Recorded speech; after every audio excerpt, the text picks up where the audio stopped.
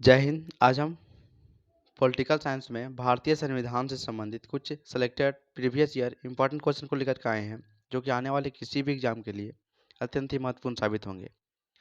और ये जितने भी प्रश्न हैं उन सभी प्रश्नों का जो पीडीएफ है वह हमारे टेलीग्राम ग्रुप स्टडी लाइन पर मिल जाएगा, और उस ग्रुप का लिंक इस वीडियो के डिस्क्रिप्शन बॉक्स में दिया गया है, तो वहाँ से आप पीडीएफ को प्राप्त कर सकते हैं। और ये जितने भी प्रश्न हैं उन ये सभी प्रश्न जो है किसी न किसी प्रीवियस ईयर एग्जाम्स में पूछे जा चुके हैं, तो आने वाले किसी भी एग्जाम के लिए बहुत ही महत्वपूर्ण साबित होगा। तो आइए वीडियो को स्टार्ट करते हैं। फर्स्ट क्वेश्चन है कि 1922 में निम्नलिखित में से किसके द्वारा यह उद्गार व्यक्त किया गया कि भारतीय संविधान भारत की इच्छा अनुसार होगा। तो इसका ऑप्शन ए सही होगा। महात्मा गांधी द्वारा इसका उद्गार व्यक्त किया गया था कि भारतीय जो संविधान है वह भारत की इच्छा के अनुसार होगा। ठीक है। और संविधान जो है वह संविधान सभा में बना था। तो संविधान सभा से संबंधित मोतीलाल नेहरू जो है इन्होंने 1924 में, कब, 1924 में ब्रिटिश सरकार से संविधान सभा की मांग प्रस्तुत की थी। किसके? संविधान सभा की मांग प्रस्तुत की थी ब्रिटिश सरकार से। ठीक है। लेकिन औपचारिक रूप से अगर इसको बोलेंगे प्रतिपादन किसने किया था, तो एम एन राय ने। एम एन राय ने औपचारिक रूप से प्रतिपादन किया था। ठीक है, एम एन राय।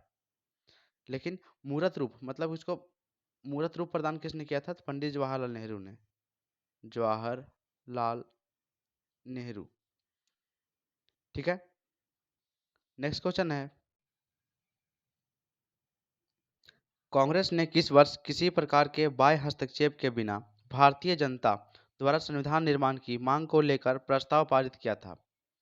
तो 1936 में, यानी ऑप्शन इसका सी होगा। 1936 में भारतीय राष्ट्रीय कांग्रेस द्वारा किसी बाह्य हस्तक्षेप के बिना भारतीय संविधान का निर्माण की मांग किया गया था। ठीक है। नेक्स्ट क्वेश्चन है, 1938 में किस व्यक्ति ने वयस्क मताधिकार के आधार पर संविधान सभा के गठन की मांग की थी। तो इसमें ऑप्शन बी सही होगा। पंडित जवाहरलाल नेहरू ने। नेक्स्ट क्वेश्चन है, वर्ष 1942 में किस योजना के तहत यह स्वीकार किया गया कि भारत में एक निर्वाचित संविधान सभा का गठन होगा जो युद्धोपरांत संविधान का निर्माण करेगी। इसका ऑप्शन ए सही होगा। क्रिप्स योजना। क्या है? क्रिप्स योजना। ठीक है। नेक्स्ट है, संविधान सभा के गठन की मांग सर्वप्रथम 1895 में किसके द्वारा प्रस्तुत की गई। तो इसका ऑप्शन डी होगा, गंगाधर तिलक द्वारा, यानी बाल गंगाधर तिलक द्वारा। ठीक है। नेक्स्ट क्वेश्चन है, भारत में संविधान सभा गठित करने का आधार क्या था। तो भारत में संविधान सभा गठित करने का मुख्य आधार कैबिनेट मिशन प्लान, मिशन या प्लान बोल सकते हैं हम लोग, 1946 था। इस प्लान के तहत यह था कि भारतीय संविधान सभा में कुल 389 सदस्य होने थे। कितने? 389 सदस्य होने थे, जिसमें 292 जो है भारतीय रियासत से, भारतीय रियासत, ठीक है, और 93 जो है देशी रियासत से, 93 देशी रियासत, देशी रियासत, तथा शेष जो चार मुख्य जो बचे थे मुख्य आयुक्त के राज्यों से चुने जाने थे। कितने? चार जो है मुख्य आयुक्त से चुने जाने थे, जिसको बोलते हैं मुख्य कमिश्नरी क्षेत्र से। ठीक है। परंतु पुनर्गठन के फलस्वरूप, यानी भारत और पाकिस्तान के विभाजन के पश्चात, वर्ष 1947 में संविधान सभा में सदस्यों की कुल संख्या केवल 299 रह गई। कितना? 299 रह गई, जिसमें भारतीय प्रांतों से 229 सदस्य चुने गए, और इसमें प्रांतीय और देशी रियासतों की कुल संख्या 70 रह गई। कितना? 70। ठीक है। ये भारत पाकिस्तान के विभाजन के बाद का हुआ। ठीक है। नेक्स्ट क्वेश्चन है, सन 1936 में भारतीय राष्ट्रीय कांग्रेस द्वारा संविधान सभा के गठन की मांग कहाँ पर हुए अधिवेशन में रखी गई। तो इसका ऑप्शन सी होगा, फैजपुर में रखी गई। ठीक है। नेक्स्ट है, संविधान सभा में किस देशी रियासत के प्रतिनिधि ने भाग नहीं लिया था। तो इसमें ऑप्शन सी होगा, हैदराबाद। हैदराबाद के प्रतिनिधि ने भाग नहीं लिया था। ठीक है। और हैदराबाद को भारत में शामिल करने के लिए जो सैन्य अभियान चलाया गया था उसे ऑपरेशन पोलो कहते हैं। क्या कहते हैं? ऑपरेशन ऑपरेशन पोलो। ठीक है। और इस अभियान को इसलिए चलाया गया था क्योंकि यहाँ के जो निज़ाम थे वो भारत से स्वतंत्र रहने का फैसला कर लिया था। तो भारत में हैदराबाद को मिलाने के लिए ऑपरेशन पोलो को चलाया गया था। ये बहुत इस जो ऑपरेशन पोलो है अक्सर क्वेश्चन पूछे जाते हैं, ये इंपॉर्टेंट भी है। ठीक है, नेक्स्ट क्वेश्चन है, बी आर अम्बेडकर का संविधान सभा में निर्वाचन हुआ था। तो भीमराव अंबेडकर का संविधान सभा में निर्वाचन पश्चिम बंगाल से हुआ था। कहाँ से? पश्चिम बंगाल से हुआ था। नेक्स्ट क्वेश्चन है, संविधान सभा का चुनाव निम्न में से किस आधार पर हुआ? तो संविधान सभा का जो निर्माण है वर्गीय मताधिकार के आधार पर हुआ था। किसके? वर्गीय मताधिकार, यानी इसका ऑप्शन डी सही होगा। ठीक है, नेक्स्ट क्वेश्चन है, भारतीय संविधान को किसने बनाया? तो भारतीय संविधान को संविधान सभा ने बनाया। किसने? संविधान सभा ने, यानी इसका ऑप्शन ए सही होगा, संविधान सभा ने बनाया। ठीक है, भारतीय जो संविधान है भारत के सर्वोच्च विधान है, जो कि संविधान सभा द्वारा 26 नवंबर 1949 में पारित हुआ था। कब हुआ था?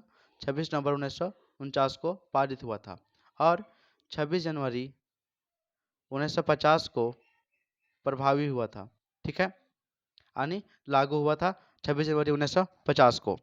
और भारत का जो संविधान है विश्व के किसी भी गणतांत्रिक देश का सबसे लंबा लिखित संविधान है। ठीक है, सबसे लंबा लिखित संविधान है। ठीक है, नेक्स्ट क्वेश्चन है,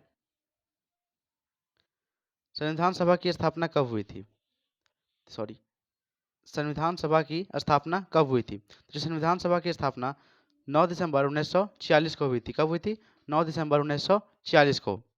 संविधान सभा का प्रथम अधिवेशन जो है वह इसी समय हुआ था, 9 दिसंबर 1946 को हुआ था। और इस समय 9 दिसंबर 1946 को ही सच्चिदानंद सिन्हा को सच्चिदानंद सिन्हा सच्चिदानंद सिन्हा को प्रथम अस्थायी अध्यक्ष के रूप में चुना गया था। ठीक है, और 11 दिसंबर 1946 को डॉक्टर राजेंद्र प्रसाद को अस्थायी अध्यक्ष के रूप में चुना गया। ठीक है, नेक्स्ट क्वेश्चन है, संविधान सभा का पहला सत्र हुआ था।